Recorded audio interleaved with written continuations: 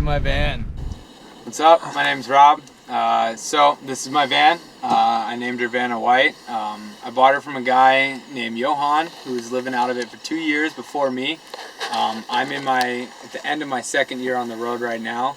August 11th, 2015, I got out of the United States Navy and I took off in this.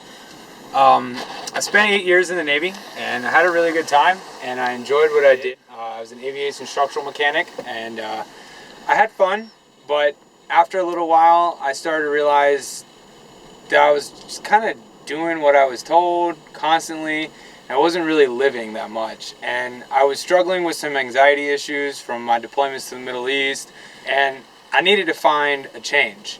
And so in my research about where I could go to school, I just realized I couldn't really go and do exactly what I wanted to do, so I left and I bought a van and I took off. And 2 years later, I'm still on the road. I didn't really intend to be on the road this long. I just wanted to try something different, and it ended up working out fully. So my military career was 8 years long. Again, I was in the United States Navy for 8 years as an aircraft mechanic, and I spent about 2.5 years in the Middle East. I deployed for a total of about 4.5 years. I spent time in the Eastern Med. I spent a lot of time in the Persian Gulf. And prior to deploying, I was at the Ceremonial Guard, which is military funerals in Arlington National Cemetery. And I did over 3,000 military funerals. I deployed 10 times, 2.5 years in the Persian Gulf, and a bunch of time in the Eastern Med, and a bunch of stateside deployments.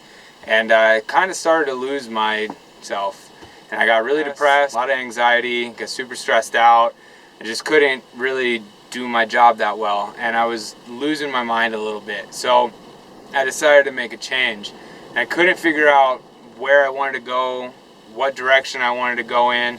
I didn't really want to just like go home and move back to where I grew up, but I couldn't figure it out. And I jumped on social media and I was just kind of like searching around, trying to find something new, something different to do and change my flow.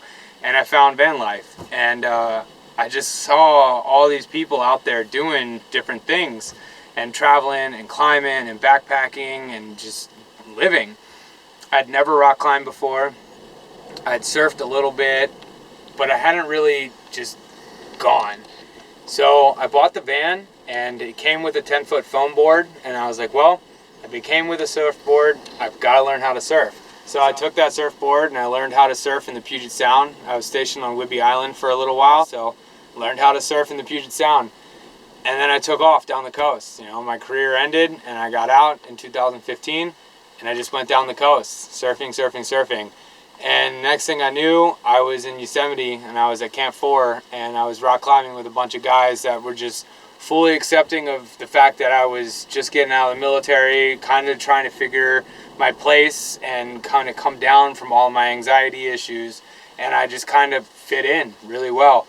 And they took me along. I ended up going to Joshua Tree, ended up in Bishop, California, ended up in Indian Creek, Utah, ended up in Oregon, and I just climbed and climbed and climbed for about 7 months straight. And in that process, I just really learned a lot about myself. I took a job with the National Park Service, and I worked up in Washington State for a couple months, and I had an amazing summer with some really awesome people. But I still missed the road and I wasn't ready to completely settle down.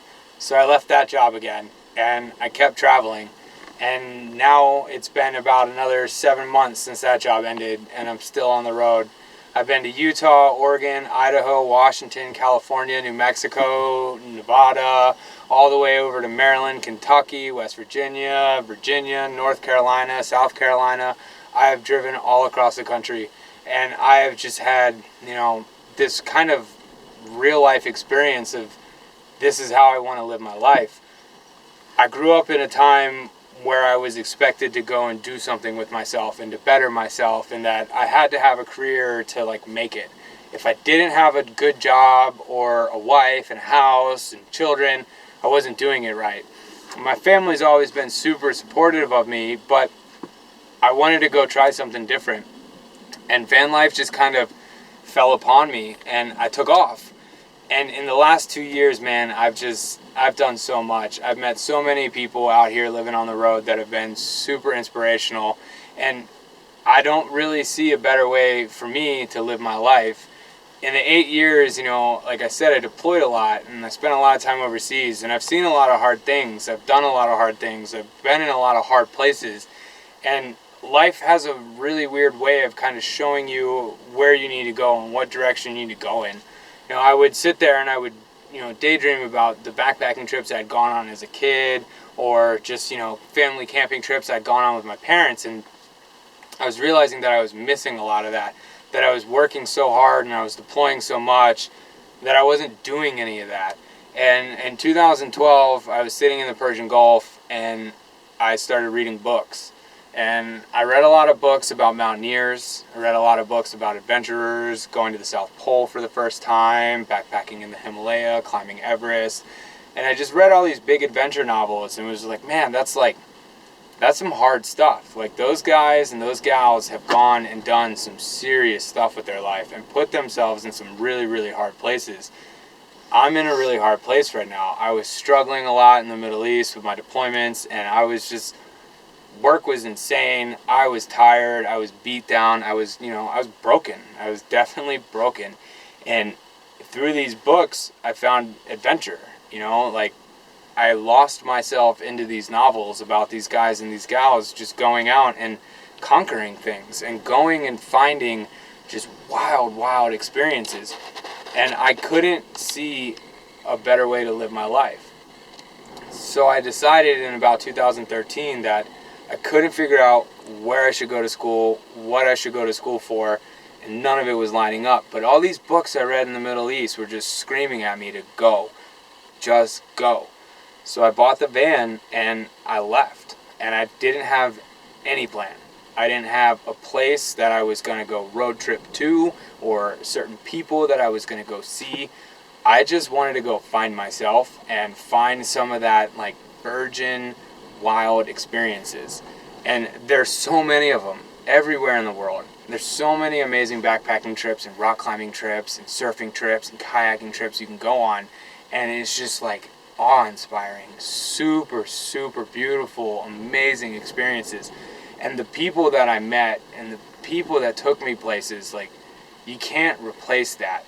And so I kept going and going, and I didn't really look back. And I don't think I have looked back yet. And I kind of intend on just keeping going. The military did me a lot of good, it taught me a lot, it trained me a lot. Spent a lot of time getting told what to do, but not necessarily just getting told what to do, but how to do it and why I was doing it. And it put a lot of structure in my life and a lot of just, this is why you do it like this. And so I learned a lot of checks and balances in my military career. And I also learned a lot of toughness and a lot of just, you've got no choice. This has to get done. You have to do it now. You have to go. So I've tried to find a way to take all that military training and implement it in the outdoors. And it's been wild. The climbing trips in Yosemite, the climbing trips in Southern California and Utah and Oregon, just epic places where it's just absolutely awe-inspiring, but you're hanging on by your fingertips. You're hundreds of feet off the ground and you're terrified and you're sweating bullets. And I've been able to take that military just like go, go, go, go, go. You have to make it. You have to finish the job, and translate it into that. And a lot of intensity while I was in the military, like, everything had to get done. And if it didn't get done, people died. So you had to accomplish it. And I took that and I turned it into this, like, hippie lifestyle of just trying to surf more and surf bigger waves, or climb higher, or backpack further and hike more miles each day and go further. Like, go ahead and drive that 12-hour drive across the country because somebody you met 6 months ago is like, hey, I'm going rock climbing in Utah. You want to come for 2 weeks? Yeah, I want to go. And you just go. And you drive all the way across the country full throttle, and you get there and you climb hard and you have fun and you just excel. And so, the military life, it was really good to me. It taught me a lot of lessons in life. I saw a lot of really bad things in the Middle East, and I participated in a lot of stuff that I live with for the rest of my life. And it was hard. It was really, really hard. But I found a way in my travels to cope with that and to live through those experiences. You know, everybody's got a journey to live. And if you stop yourself and just say, you know, this is who I am, this is what I have to do, you're not really living. You're just following the footpaths in front of you. The journey the military sent me on was a really rocky road, and it was difficult and it was tough, and I got beaten down and I lost. The military won. I got broken and I had a hard time and I was struggling a lot and I was depressed. But then I took a look into these novels and into life, and I just took off. And so I bought the van. And then, you know, 2 years later now, I'm really stoked, like really stoked on life. I've put 54,000 miles on this van, predominantly on the West Coast. It's been almost fully 2 years now. I have driven all across the West. I've surfed from Washington State all the way down to San Diego. I've rock climbed all across the country. I have driven from east to west, west to east, north to south. I visited friends from the military, friends from high school, all across the country, and I just keep going, and it's been wild. So inside my van, it's pretty simple. I built a really big shelving unit. This is a big old trunk. It just lifts up, you move the stuff off the top, and then there's a huge trunk down in here. And then these double doors are really simple. You just barn door it, move the bucket, slide it open, and you have a full-on kitchen. The bottom is just a trunk. Big old trunk, and it slides right out. And then you have all your pots and pans, and all my spices and everything are right there. It's really simple.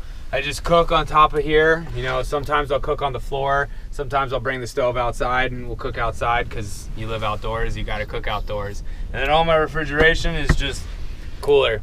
You know, I don't have a huge solar electricity system, but I have a little bit, but not enough to power a refrigerator. But I do have a solar battery. I just have a 90-watt panel up top, and goal zero is really simple. You plug it, you play it, and you go, and you have solar electricity. So that will charge my laptop, power my lights, and my phone, my cameras, everything like that. Super simple. The bed is super simple as well. It's just a one-person bed. It's the size of a full, and it is also a trunk by itself, so it hinges up towards the back doors, and then this is all storage underneath of it. You can get everything from the back, and you can also get everything from the inside. Super easy. All my clothes just kind of like hang up right here. These are all the jackets I own and flannels, and this is it. These are all the clothes I have down here. Nothing else. One bag of clothes. That's it. It's everything I own. Water goes in jugs, and that's it. Welcome to my van. So in the road, in traveling, I kind of found photography, and photography is really expensive. So I found a way to store all my stuff. Is I made this little center console. These vans don't come with center consoles. Snub nose, seats, and that's it. So I built this, and it holds all my camera gear, and it holds my laptop, and it's just padded for the cameras to sit in, and then the laptop stays in a case. And with this, it has a lock, and I can lock it and I close it. So please don't steal all my stuff.